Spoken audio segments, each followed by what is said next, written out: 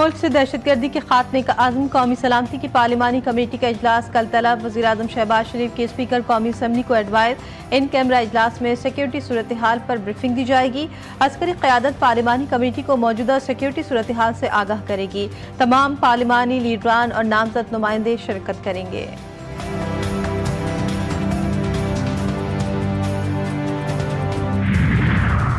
खैबर पख्तूनख्वा के 3 अजला जनूबी वज़ीरिस्तान, अपर, लोअर और टांक में कर्फ्यू नाफिज। कानून नाफिज करने वाले इदारों की सिफारिशात पर फैसला। आज सुबह 6 से शाम 6 बजे तक मुख्तलिफ रास्ते बंद। हर किस्म की नकलो हरकत पर मुकम्मल पाबंदी। मुसाफिरों को मुतबादिल रास्ते अख्तियार करने की हिदायत जारी।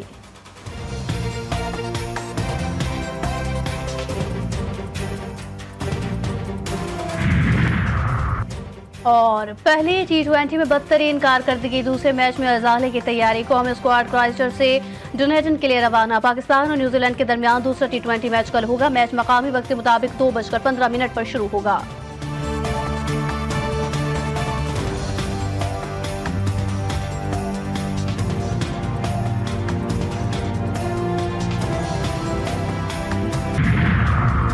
कौमी सलामती की पार्लिमानी कमेटी का इजलास मंगल दोपहर 1:30 बजे तलब। वज़ीर-ए-आज़म शहबाज शरीफ के स्पीकर कौमी असम्बली को एडवाइस। इन कैमरा इजलास में सिक्योरिटी सूरत हाल पर ब्रीफिंग दी जाएगी।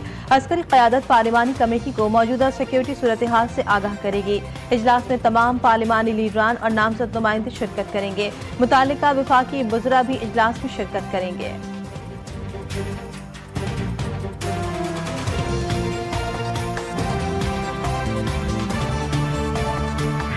सिंध के सीनियर वजीर शजील मेमन कहते हैं कि नहरों के मामले पर पीपल्स पार्टी का मौक़िफ़ वाज़ेह है कि नहीं बननी चाहिए।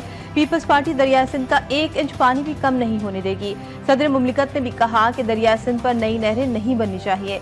हैदराबाद में तकरीब से खिताब करते हुए उनका कहना था कि मुल्क पर हमला करने वालों से आहिनी हाथों से निपटा जाएगा। बदकिस्मती से हमारे लोगों ही दुश्मनों के हाथों इस्तेमाल हो रहे हैं।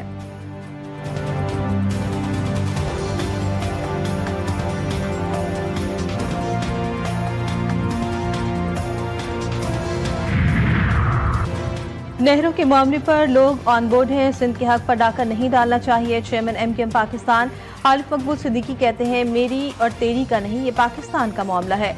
सदर मुमलिकत खुद कह चुके कि बातचीत होनी चाहिए। मसाजिद में खुदकुश हमले हो रहे हैं। प्लान की नहीं, एक्शन की जरूरत है। APC बुलाई जाए, सबके दुख और दर्द सुने जाए। नहरों पर सियासत के बजाय माहिरीन के साथ बैठकर चीजें तय करें।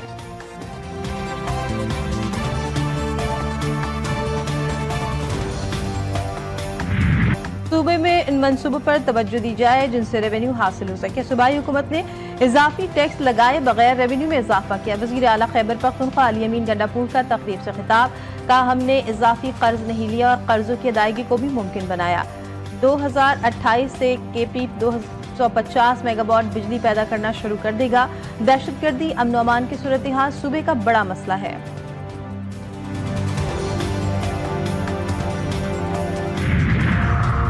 सोशल मीडिया पर मनफी प्रोपेगेंडे का मामला। JIT ने PTI के 16 अफराद को दोबारा तलब कर लिया। तमाम अफराद को 18 मार्च को पेश होने के नोटिस जारी किए गए। JIT इन तमाम अफराद से शवाहिद की रोशनी में तहकीकात कर रही है।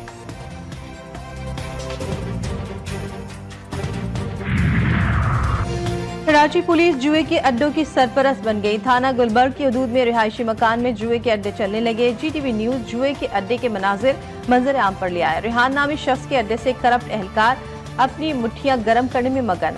नए तैनात होने वाले SHO जुए के अड्डे की सरगर्मियों से लाइल्म। इलाका मकीनों का आला पुलिस हुक्काम से जुए के अड्डे और करप्ट पुलिस एहलकारों के खिलाफ कार्रवाई का मुतालबा।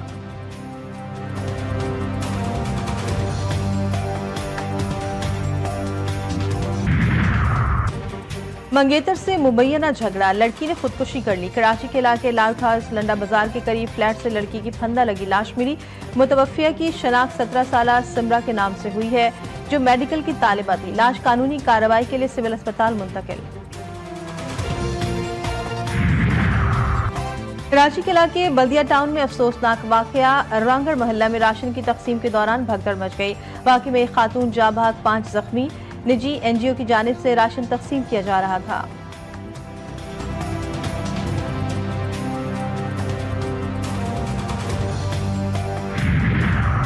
कराची में गुज़श्ता रात शहाब साकिब गुजरने का शानदार नजारा। शार फैसल, क्लिफ्टन, डिफेंस, कारसाज, आयशा मंजिल, नॉर्थ कराची और दीगर इलाकों में लाखों शहरियों ने शाह साहब को गिरते और इसकी रोशनी को जमीन पर गिरते देखा। हैदराबाद के मकीनों ने भी रात 2 बजे तक 43 मिनट पर यह नजारा देखा।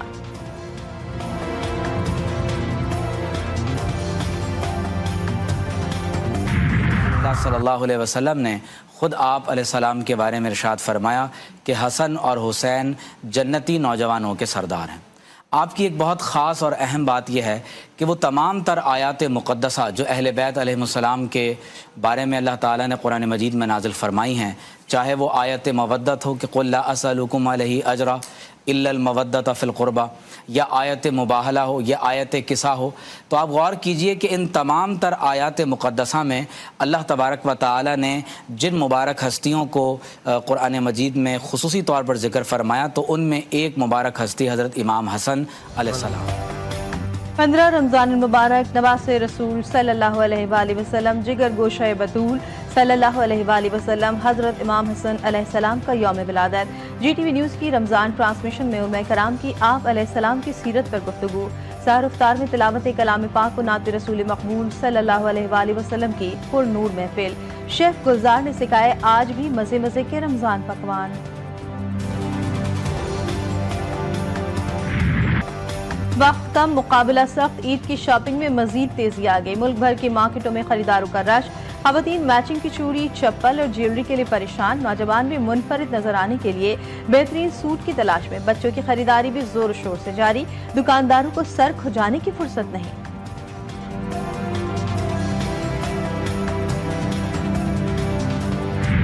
और PSL की trophy national hockey stadium Lahore में रोनुमाई। लाहौर कलंदर्स की इंतजामिया ने हॉकी अकेडमी में तकरीब सजाए। CEO आतिफ राना और CEO समीर राना की तकरीब में शिरकत। अकेडमी के बच्चों ने ट्रॉफी के साथ तस्वीर बनवाई। आतिफ राना का कहना था कि लाहौर कलंदर्स पाकिस्तान हॉकी की बहाली के ख्वाहिशमंद है। PSL ट्रॉफी को हॉकी के मैदान में लाना, हॉकी को अहमियत देना है।